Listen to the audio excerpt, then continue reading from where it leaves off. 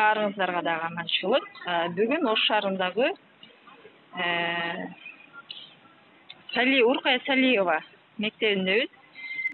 Бул жерде мындай балдар окушат. Өзүңүздөр көргөндөй.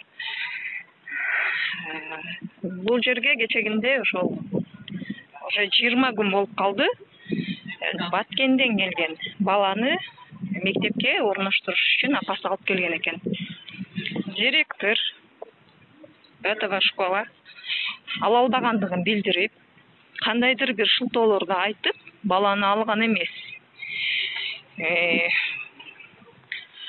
Бул жерде ошол апасы айтып атат баланын баягындай үстүнө бир аз шапкасын дермейин албайт экен, мен киргизе албай калдым деп анан тууганына таштап кетет. Баланы 4 жолу алып келдик. Буга мен экинчисинде келгенде мен да аралашып калдым, себеби ушул жакты карашып койгула, киргизишип койчу деп жардам сурады. Бул иш боюнча биз Ош шаарынын мэри Сарпашевка дагы барганбыз. Айттым, ушундай бир окуучуну албай жатыптыр. Кадимкидей үстөгө акча сурайт экен. Бала Баткенден 8 сааттык жолдон келди. Ошого бир өзүңүз карап бербейсизби деп айткан элем. Бирок бул мектеп республиканский болуп, бул прямой министерствого карагандыгына байланыштуу. Бирок макул.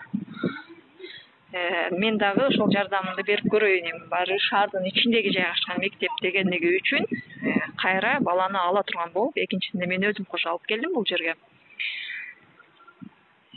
Экинчи жолу алып келгенимде директор макул, алам, 12синен кийин келиңиздер, каникулга чыгып кетатабыз деп айтышты.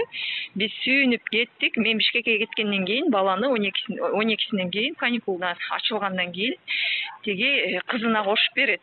Кызына кошуп берсе, кайра мектепке албай тургандыгын айтып, ар кандай шылтоолорду айтып, ошол эле акчаны сурагандай кылып намек таштап, баланы дагы алган эмес.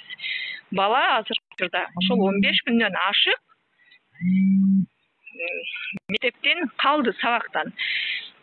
Кечегинде келгенибизде кайра кабыл алабыз, болду, ызычуунун кереги жок, эч жака айттырбай эле коюңуздар, жогору жактан деле бизге неме кылбай эле алабыз баланы деп алып кирип кетишип, жарым саат мектепке алып олтуруп, сенин 2-3 бар экен, 2-3 бар окуучуларды биз бул жерде ала албайбыз деп кайра баланы үйүнө жөнөтүп жиберишиптир. Бүгүн азыр биз кайра кирдик бул мектепке. Мэр города Сарбашевка да кирдик. Ал киши ошол өзүнүн адамдарын айтып, ошол алып коюшун суранып, азыр киргенибизде айла сизден кабыл алышты, баланы кабыл алды. Ошондо мен сурадым, сиздердин мектебиңиздерге 3 алган балдар келбейби, кабыл албайсыздарбы десем, ооба дейт. Биздин уставта 4-5ке окуган гана балдарды алабыз, 3 бар балдарды биз ала албайбыз дейт. Эгерде анан столдун үстүндө турган журналды, как раз бул 8 класстын окуучусу болгондугуна байланыштуу, мен журналды ачып карадым. Ал журналда 2, 3, 4, 5 алган балдар толтура экен. Бул эми естественно. Баары жок эле 4-5ке окуган мектеп жок. Иногда бир чейректе жакшыласа, кийинки чейректе ушундай алат. Эми ушундай мектепке ошондой устав коюунун кереги бар беле? Бул Салиева мектеп баягы шарты оор. Анан болбосо алыс жактан келип окугандар үчүн жатып окуй турган мектеп. Болбосо ата-энеси ажырашкан, шарты оордугуна байланыштуу, мына сиз өзүңүздөр түшүнүп аткан болсоңуздар керек. Ошондой балдарды алып келип окута турган мектеп эле да. Мына ушул мектепке дагы жөнөкөй окуучуларды алыш өтө кыйын экен. Мектеп директорунун машинасын көрсөңүздөр, даңкайган чоң машинада жүрөт. Школа өзүңүздөр көрүп тургандай, бул ошол баягы абалы оор жарандардын балдары келип окуй турган мектеп. Моундай жатаканалар бар. Бул жерде кыздар дагы, балдар дагы жатып окушат. Мына ушул жерге 20 күндүн ичинде 4-5 жолу келип атып, зорго азыр киргиздик баланы. Урматтуу Билим берүү министрлиги. Бул Салиева мектеби түздөн-түз сизге карайт экен. Ушундай мектеп директорлорунун дагы бир айтып коючу нерсе, бул мугалим психолог болуш керек. Мугалим балдар менен иштей билиши керек. Мугалим балдарга кандай мамиле кылууну да билишибиз керек.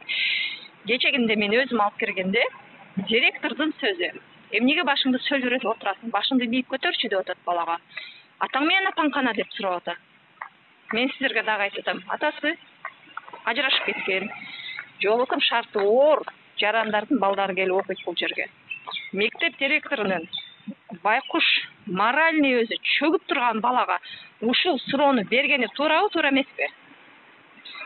Ушундай директорлорду жолдон мынакей азыр мына директор көрдүңүздөр, мынандай машинада директору жүрөт экен. Мына шофёру менен. Ушундай карапайым мектептин ичинде директор ушундай машинаны кайдан алат деп ойлойсуздар?